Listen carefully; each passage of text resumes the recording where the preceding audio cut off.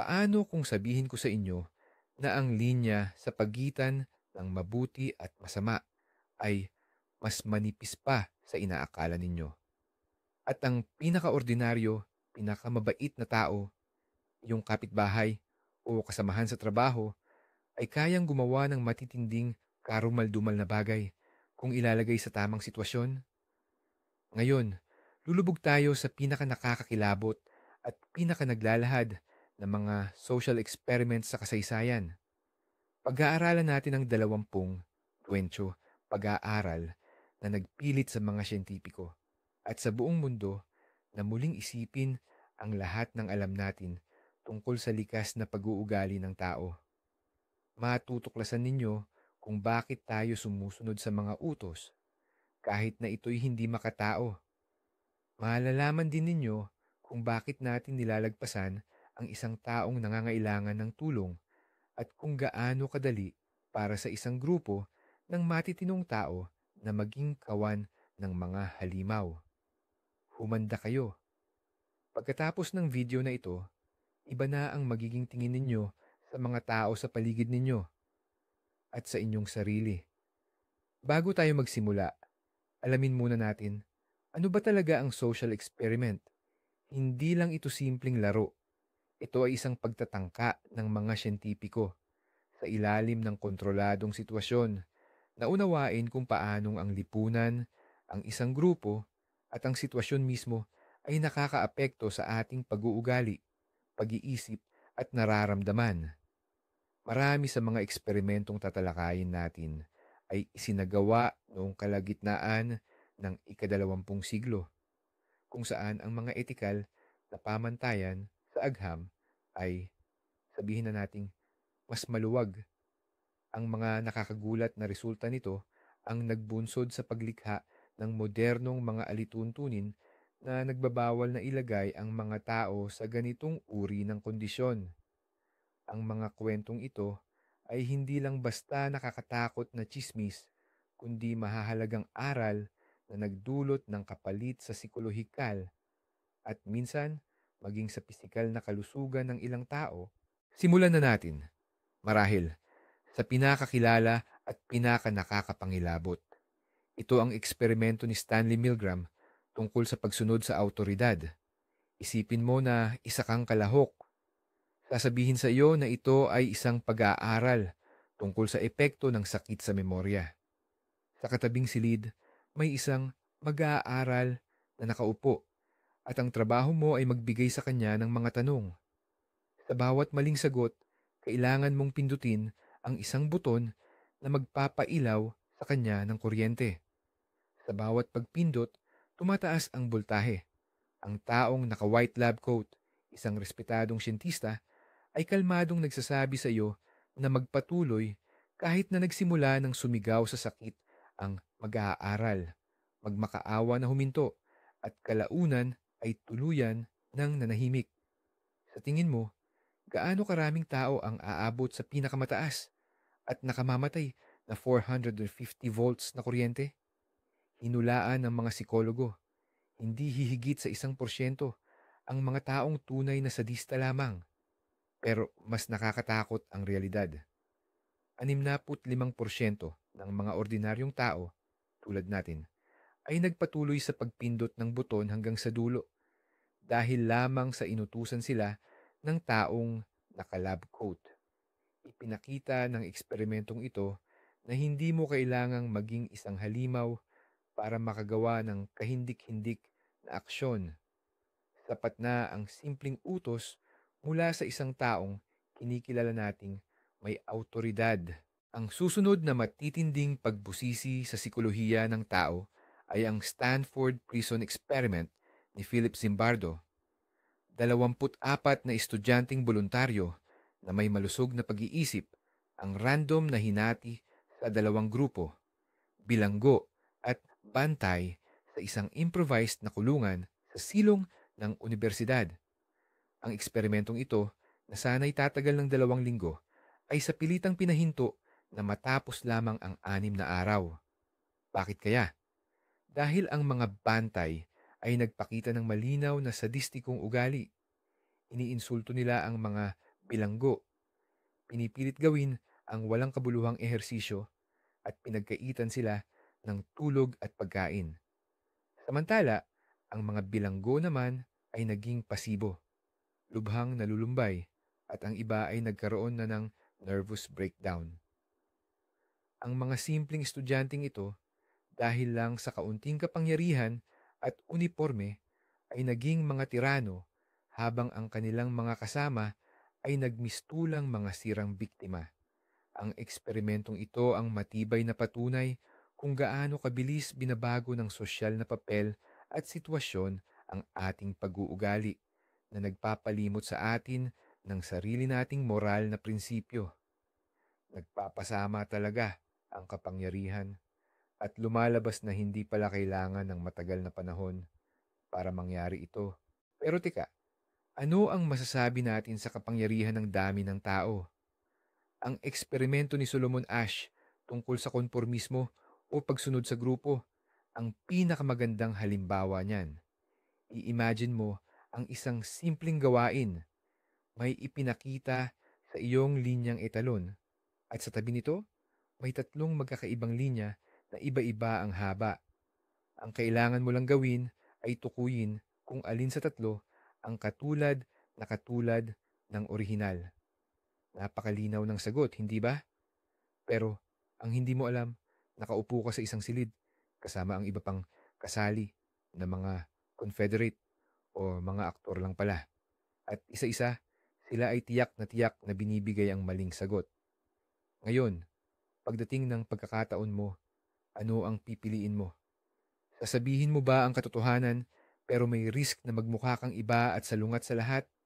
O magbibigay ka na lang ng maling sagot para lang hindi mapulaan?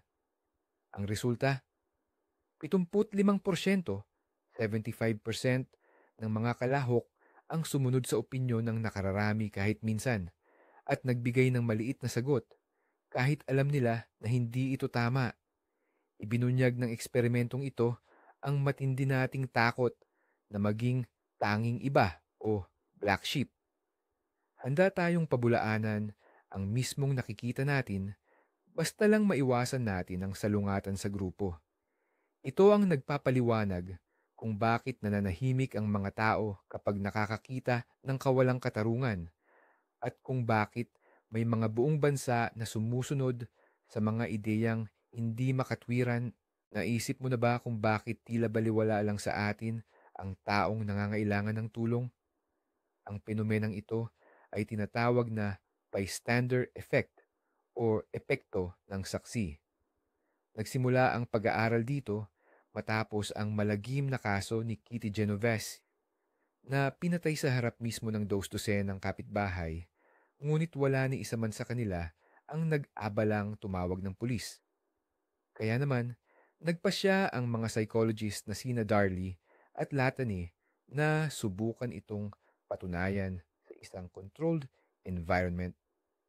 Nag-imbita sila ng mga estudyante para pag-usapan ang personal nilang mga issue gamit ang intercom system. Bigla na lang, may isa sa mga kalahok na umaktong inaatake ng epilepsy, nahihirapan huminga at humihingi ng saklolo. Kung ang subject ay naniniwalang siya lang ang nakakarinig, 85% sa kanila ang tumakbo kaagad para tumulong. Pero kung alam nilang may iba pang nakikinig, bumaba ang porsyentong iyon sa 31%. Lumalabas sa pag-aaral na kapag mas marami ang saksi sa isang emergency, mas mababa ang posibilidad na may magbigay ng tulong. Ang bawat isa kasi ay umaasa na may ibang tao ng kumilos. Ito ang tinatawag na diffusion of responsibility. Hindi man tayo likas na masama, pero ang ating pananahimik at kawalang kibo kapag nasa maraming tao ay maaaring humantong sa trahedya. Paano ba madaling maghasik ng alitan sa pagitan ng mga tao? Ang eksperimentong Robber's Cave ni Muzaffar Sherif ay nagbigay ng isang nakakagulat at napakasimpleng sagot.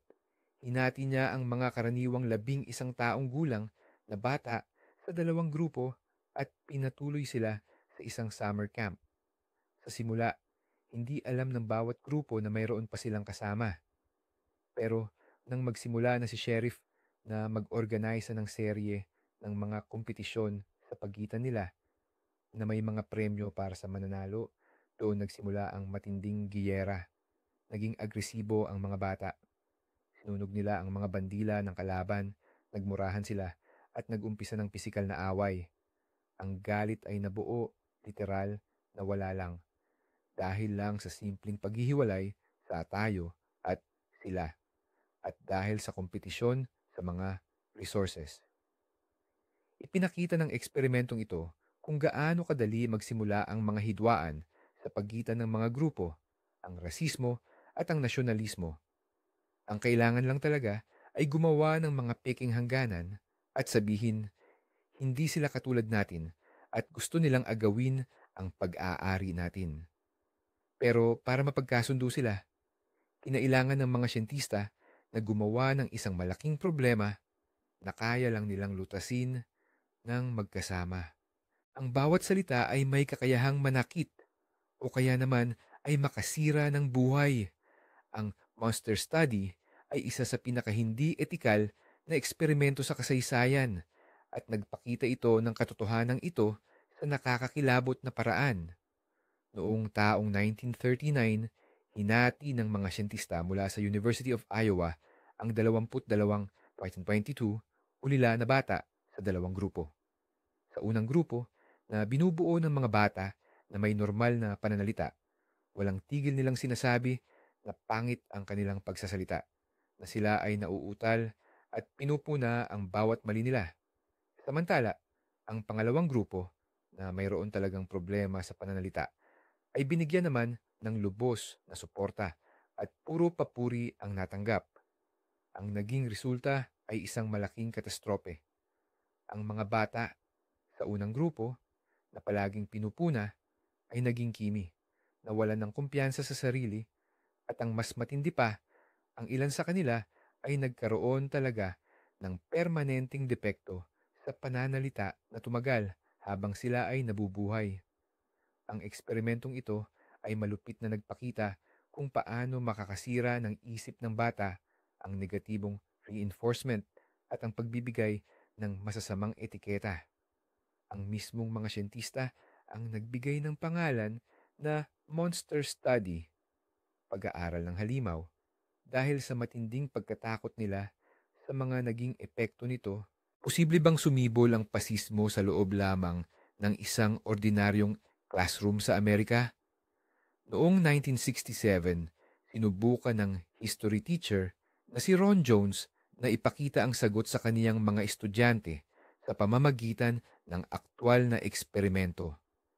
Para ipaliwanag kung paanong nasuportahan ng mga Aleman ang rehimeng Nazi, itinatag niya sa klase ang kilusang third wave, ikatlong daluyong. Nagpatupad siya ng mahigpit na disiplina, iisang uniforme, pare-parehong pagbati, at mga slogan tulad ng strength through discipline. Ang lakas ay nasa disiplina. Ngunit ikinagulat niya, lumabas sa kaniyang kontrol ang eksperimento. Buong sigasig na sinunod ng mga estudyante ang bagong patakaran. Naramdaman nilang bahagi sila ng isang mas malaking grupo, isang uri ng elite. Nagsimula silang magsumbong sa mga hindi sumusunod sa mga tuntunin at nagpakita sila ng agresyon sa mga may ibang pananaw mula sa ibang classroom. Kumalat ang kilusan ng napakabilis. Pagsapit ng ikalimang araw, napilitan si Jones na natatakot na ibunyag ang lahat at ipaliwanag na ang lahat ay bahagi lang ng isang aralin. Ipinakita ng eksperimentong ito kung gaano kadali talikuran ng mga tao ang critical thinking at kalayaan kapalit ng pakiramdam ng pagiging kabilang at kaayusan, at kung gaano kanipis ang linya sa pagitan ng disiplina at totalitarianismo. Likas ba sa tao ang pagiging agresibo? O ito ba ay natututunan lang? Sinagot ni Albert Bandura ang katanungang iyan gamit ang isang malaking manika na tinatawag na Bobo doll. Sa kanyang eksperimento, pinakitaan niya ng video ang mga bata kung saan ang isang matanda ay marahas na nakikipag-ugnayan sa manika. Sinasaktan, sinisipa, inihahagis, at sinisigawan pa ng masasamang salita. Pagkatapos manood, dinala ang mga bata sa isang silid na puno ng iba't ibang laruan at nandoon din ang mismong Bobo doll. Ang resulta ay napakaliwanag. Ang mga batang nakakita ng agresibong pag-uugali ay eksaktong ginaya ito. Hindi lang sila naglaro. Ipinakita nila ang parehong uri ng agresyon na ipinakita ng matanda sa video.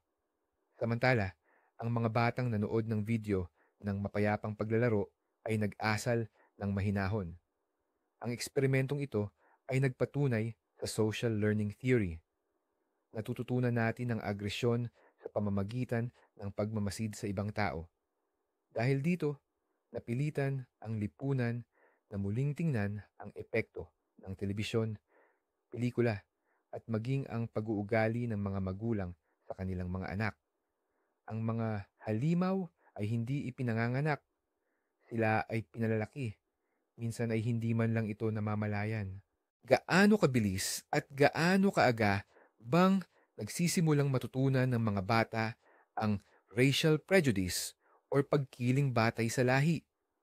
Ang eksperimento sa manika na isinagawa ng mga psikologong sina Kenneth at Mamie Clark noong dekada 40 ay nagbigay ng kasagutang talagang nakakapanlumong pakinggan. Ipinakita nila sa mga batang African American ang dalawang manika na magkapareho sa lahat ng aspeto, maliban lang sa kulay ng balat, isang maputi at isang maitim. Hinilingan ang mga bata na ituro kung aling manika ang mabait, masama, maganda at pangit.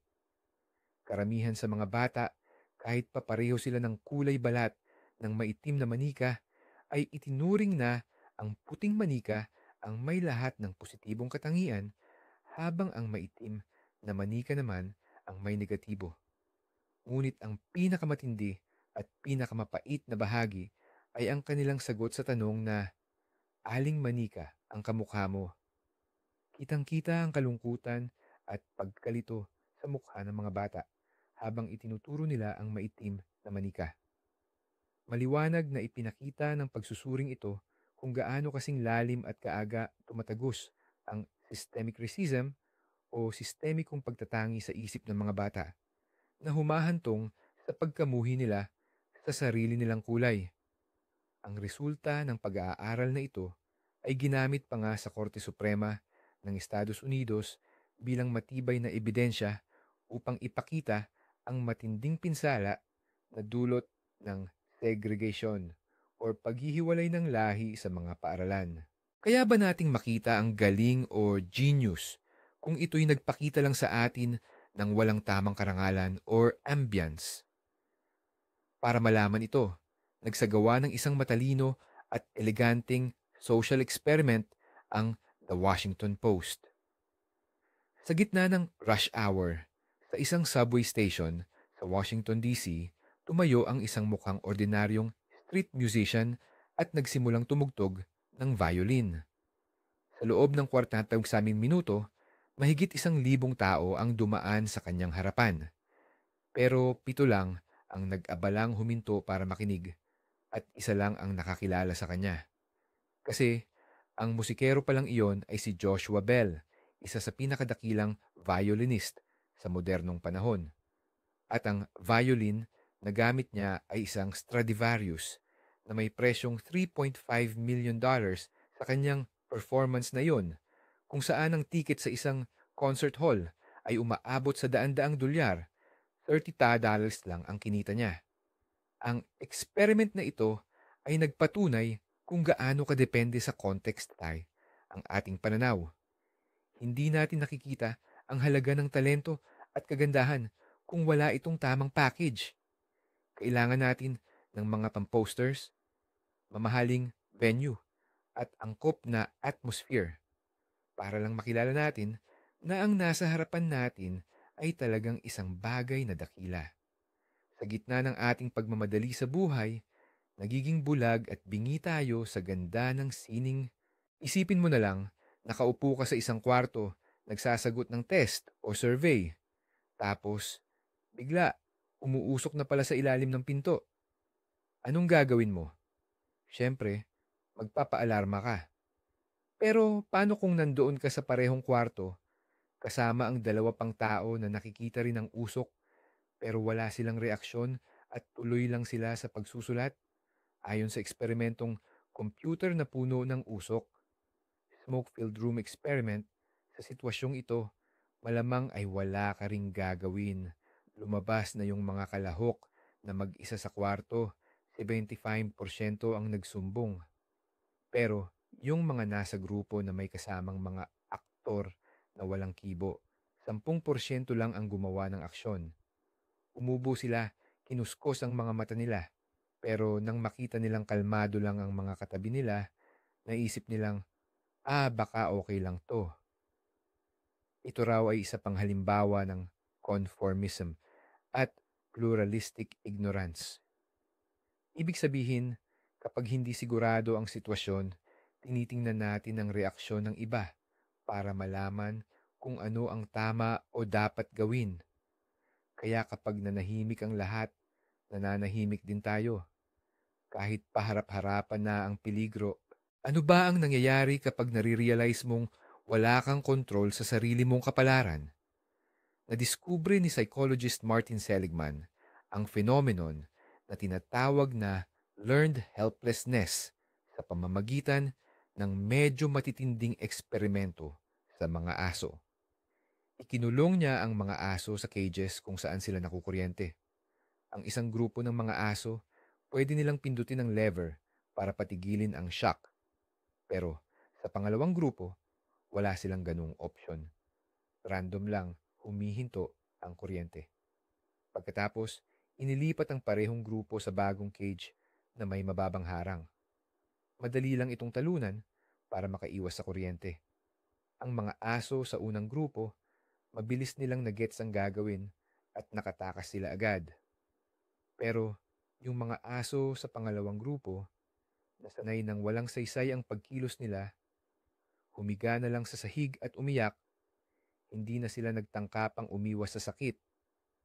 Natuto silang maging walang magawa. Nakakalungkot, pero itong mekanismo na to, nangyayari rin sa mga tao. Kapag matagal kang nasa sitwasyon na hindi mo kayang kontrolin, titigil ka na sa pagsubok na magbago, kahit palumitaw na ang pagkakataon. Ito ang kadalasang ugat ng maraming depresi.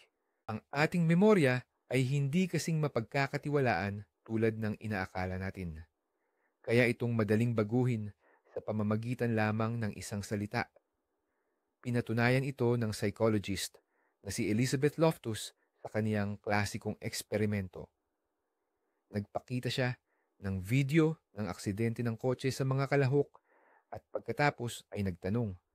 Sa isang grupo, tinanong niya, gaano kabilis tumakbo ang mga sasakyan nang sila ay bumangga sa isa't isa? Sa kabilang grupo, parehong tanong ang ibinigay, pero ang salitang bumangga ay pinalitan ng mas mahinang salita. Nag-umpugan. Ang mga taong nakarinig ng mas matinding pandiwa, bumangga, ay nagbigay ng mas mataas na pagtatantya sa bilis ng sasakyan. Pero hindi pa diyan natatapos. Pagkatapos ng isang linggo, tinanong ulit sila kung nakita ba nila sa video ang anumang basag na salamin. Ang mga nakarinig ng salitang bumangga ay mas madalas na sumagot ng oo, kahit na sa totoo ay walang basag na salamin sa video.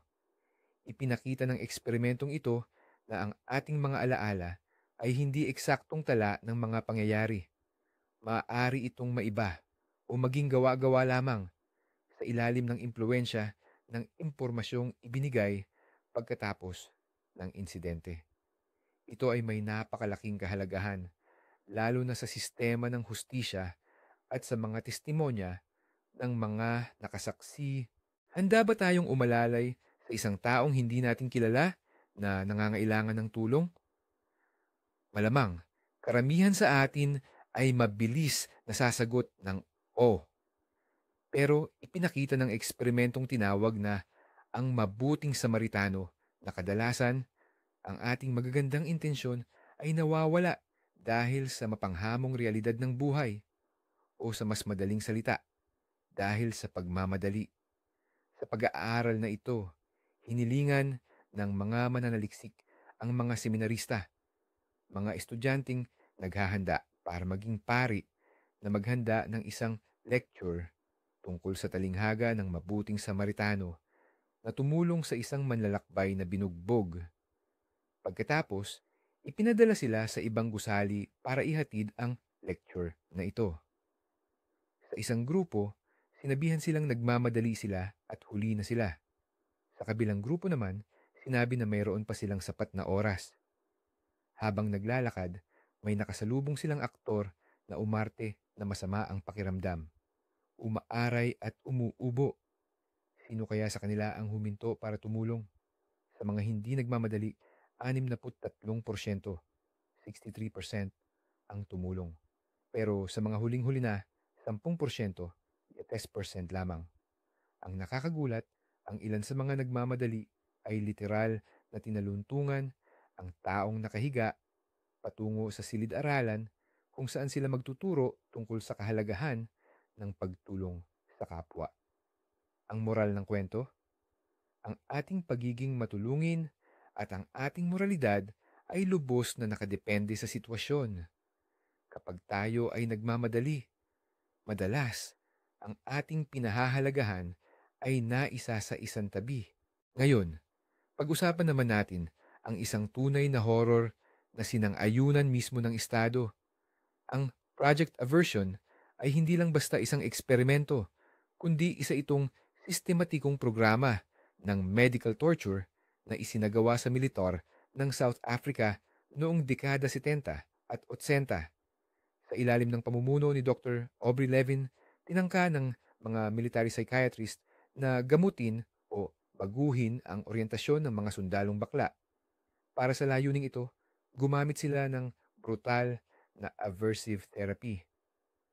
Iginagapos ang mga sundalo sa upuan, pinapakitaan ng larawan ng mga hubot-hubad na lalaki. Kasabay nito ay binibigyan sila ng matinding kuryente. Binibigyan din sila ng mga gamot na nagdudulot ng matinding pagduduwal. Ang kanilang layunin ay makalikha ng conditioned reflex, ang ipares ang homosexual stimuli sa sakit at matinding pagkamuhi. Ang mga sundalong hindi nila kayang baguhin ay sumasailalim sa chemical castration o mas malala pa ay sa pilitang pinapaoperahan para magpalit ng kasarian. Ang programang ito na dumaan sa humigit kumulang 900 na tao ay isang madilim na halimbawa kung paanong ang pseudoscience at pagtatangi ay maaaring gamitin upang bigyang katwiran ang kalupitan at paglabag sa karapatang pantao. Gaano nga ba kalaki ang epekto ng ating mga pagkiling or prejudices sa ating mga simpleng ginagawa araw-araw? Sinubukan ding alamin ni Stanley Milgram, ang sikat na investigador sa likod ng eksperimento tungkol sa electric shock, ang tungkol dito.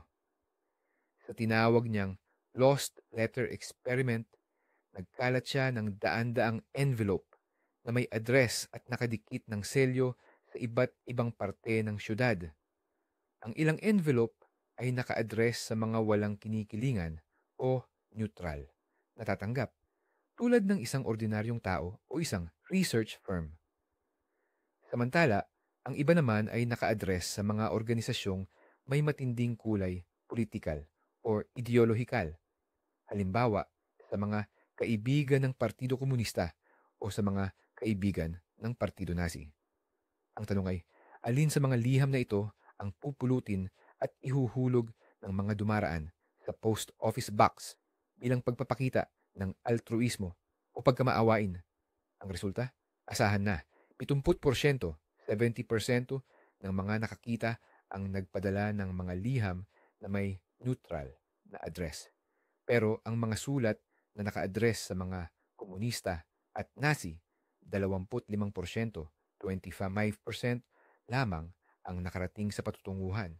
Ang simpleng pagsubok na ito ay nagpakita na ang ating kagustuhang tumulong sa isang estranghero ay direktang nakasalalay kung itinuturing natin siyang kabahagi or atin o iba or kabilang panig. Posible bang makabuo ng isang modelo ng lipunan batay sa diskriminasyon sa loob lang ng isang araw sa silid-aralan? Ito ang mismong ginawa ng guro na si Jane Elliot noong 1968, isang araw matapos paslangin si Martin Luther King Jr. upang ipaliwanag sa kanyang mga mag-aaral sa ikatlong baitang kung ano ang rasismo. Hinati niya sila batay sa kulay ng mata. Sa unang araw, ipinahayag niya na ang mga batang may asul na mata, blue eyes, ay mas magaling, mas matalino, at may mas maraming pribilehiyo. Samantala, ang mga may kayumangging mata, brown eyes, ay pinasuot ng espesyal na kwelyo at sumailalim sa pang-aapi at kahihiyan. Sa loob lang ng ilang oras, ang magkakaibigang bata ay nagmistulang magkakaaway. Ang mga may asul na mata ay naging mapagmataas at malupit, habang ang mga may kayumangging mata ay naging kimi at walang tiwala sa sarili. Kasabay nito, bumaba ng husto ang kanilang mga grado. Kinabukasan, binago ni Elliot ang mga tuntunin. Ngayon, ang mga may kayumangging mata na ang mas magaling. At ang sitwasyon ay parang salamin na umulit. Ang makapangyarihan at emosyonal na araling ito ay malinaw na nagpakita sa mga bata kung gaano kawalang katwiran at kasira-sira ang anumang uri ng diskriminasyon. Ito ay naitala sa kasaysayan bilang ang Blue Eyes, Brown Eyes exercise. Ang mismong pagmamasid pa lang sa atin ay nagbabago na ng ating pag-uugali. Ang penomenong ito ay kilala bilang Hawthorne Effect. Hindi sinasadya itong natuklasan noong taong 1920s sa gitna ng pag-aaral sa mga pabrika ng Western Electric. Sinubukan ng mga siyentista na tuklasin kung paano naaapektuhan ng kondisyon ng pagtatrabaho. Halimbawa, ang liwanag, ang pagiging produktibo ng mga manggagawa. Nang itataas nila ang liwanag, tumaas ang pagiging produktibo. Nang sinimulan nilang bawasan ang ilaw, inaasahan nilang bababa ang produksyon. Pero ito ay muling tumaas. Tumaas ang pagiging produktibo sa halos lahat ng pagbabagong ginawa nila. Sa huli, napagpasyahan ng mga mananaliksik na hindi ang ilaw ang dahilan, kundi ang atensyon na ibinibigay sa mga manggagawa. Gumanda ang trabaho ng mga tao dahil alam nilang pinagmamasdan sila at sila ay bahagi ng isang mahalagang proyekto. Sa unang tingin, positibo ang epektong ito. Ngunit ang madilim na bahagi nito ay ipinapakita kung gaano tayo kadaling manipulahin. Ang simpleng pagpapakita ng atensyon ay maaaring magpahirap sa atin sa trabaho. Pero hindi ito nangangahulugan na talagang bumuti ang ating mga kondisyon sa pagtatrabaho. Ito ang pundasyon ng maraming pamamaraan ng corporate control. Gaano nga ba kasira ang dulot ng kalungkutan at kawalang pag-asa? Noong dekada 50, ang mga eksperimento ni Harry Harlow sa mga unggoy ay nagbigay ng isang malupit at malinaw na kasagutan diyan. Ang layunin niya ay pag-aralan ang kalikasan ng pagmamahal at pagkakabigkis or attachment. Sa isa sa nakakakilabot niyang pag-aaral na tinawag niyang Pit of Despair, balon ng pagkadesperado, inihiwalay niya ang mga batang rhesus macaque sa anumang pakikipagkapwa sa loob ng hanggang 1 taon. Inilagay niya ang mga ito sa maliliit na bakal na kulungan, kung saan wala silang kasama, kundi pagkain at tubig lamang. Ang naging resulta ay nakakatakot. Nang pakawalan ang mga unggoy, bali na ang kanilang katinuan. Nakaupo lang sila sa sulok at umuugoy-ugoy. Hindi na sila makihalubilo sa kanilang mga kasamahan. Hindi sila makapag-asawa at nagpakita sila ng matinding galit o kaya naman ay labis na kawalang kibo. Pinatunayan ni Harlow na ang social connection at pagmamahal ay mga pangangailangang mahalaga sa buhay at ang kawalan ng mga ito ay humahantong sa permanenteng psikolohikal na pinsala. Ang kanyang pag-aaral ay maituturing na revolusyonaryo, ngunit ang mga pamamaraan na ginamit niya ayon sa modernong pamantayan ay lubos na imoral at kasuklam-suklam. Sa huli, mayroon tayong kwento na hindi lang simpleng eksperimento. Ito ay isang matinding halimbawa ng kasuklam-suklam na panluloko at rasismo sa ngalan ng siyensya. Ito ang Tuskegee Syphilis Study, pag-aaral tungkol sa sifilis sa Tuskegee. Noong taong 1932, sinimulan ng US Public Health Service ang pag-aaral na ito, kung saan 600 African American mula sa Alabama ang naging kalahok.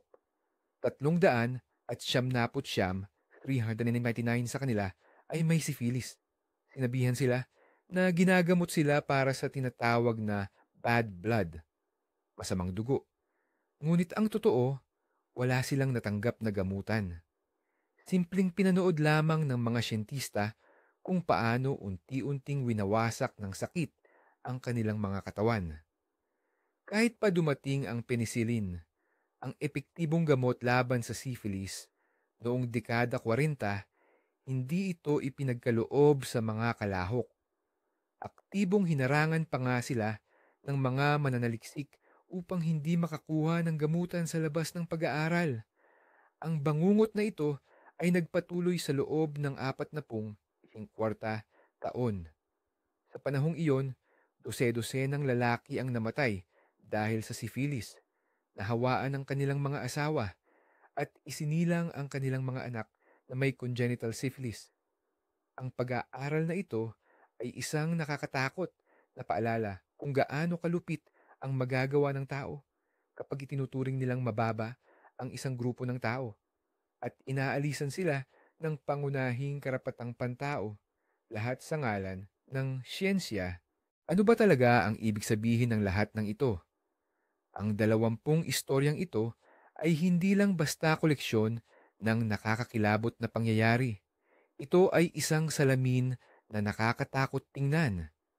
Ipinapakita nila na ang kasamaan ay hindi lang isang malabong ideya. Hindi lang ito para sa mga baliw o diktador. Ang kasamaan ay karaniwan lang. Ito ay nagmumula sa pagnanais nating makisama, sa takot na kumontra sa sistema, sa bulag na pagsunod sa autoridad, at sa kawalang bahala.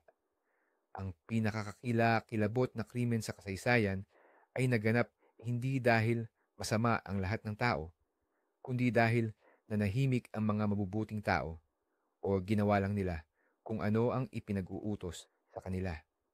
Salamat sa inyo at tinapos ninyo ang video na ito kahit napakabigat ng mga pinag-usapan. Kung nagbigay ito sa inyo ng pagkakataong mag-isip, siguraduhin mag-like at mag-subscribe sa channel para hindi ninyo mapalampas ang mga susunod nating pag-aaral tungkol sa kaluluwa ng tao. Napakahalaga sa amin ng inyong suporta. At ngayon, ang pinakamahalagang tanong, sa tingin ninyo, tatapusin ba ninyo ang eksperimento ni Milgram? O makakaya ba ninyong kumontra sa nakararami sa eksperimento ni Ash? Mag-comment ng tapat sa ibaba. Gusto naming basahin ang inyong mga opinyon.